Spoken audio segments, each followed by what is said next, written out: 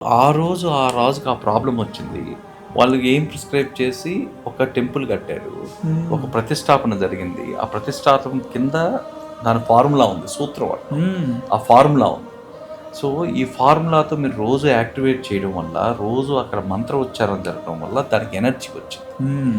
ఈ ఎనర్జీ వచ్చిన వాటికి మీరు ఏదైతే మీరు విభూది అభిషేకం చేస్తారో, చెరుకు రసం అభిషేకం చేస్తారో, ఆ మెడికల్ వాల్యూ ఆటోమేటిక్‌గా విభూదికి, ఆ చెరుకు రసానికి రెండిటికి మెడికల్ వాల్యూ వచ్చింది.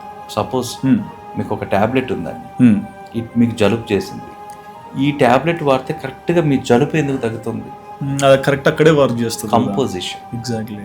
ఆ టాబ్లెట్‌కున్న కంపోజిషను హ్మ్. మీ బాడీలో ఉన్న ఇన్‌ఫ్లమేషన్ మీద వర్క్ చేస్తుంది. హ్మ్. దానికి ఆ హ్మ్. క్యారెక్టరిస్టిక్స్ ఉన్నాయి కాబట్టి హ్మ్. కరెక్ట్‌గా అది ఆ జలుబుని తగ్గీయగలుగుతుంది. మీకేదన్నా పెయినొస్తే ఆ పెయినే ఎందుకు తగ్గిస్తుంది?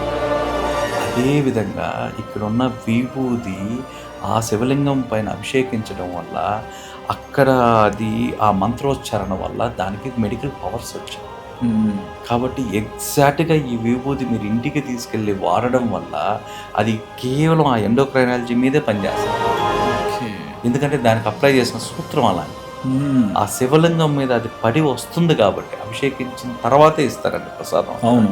ఆ అభిషేకించిన ప్రసాదంలో ఉన్న మెడికల్ వాల్యూ అది. ఒక టాబ్లెట్ ఎలా మీ జలుబుకు పనిచేస్తదో, ఈ విభూది కూడా ఎగ్జాక్ట్‌గా మీకు ఆ డిసీజ్‌కి పనిచేస్తది.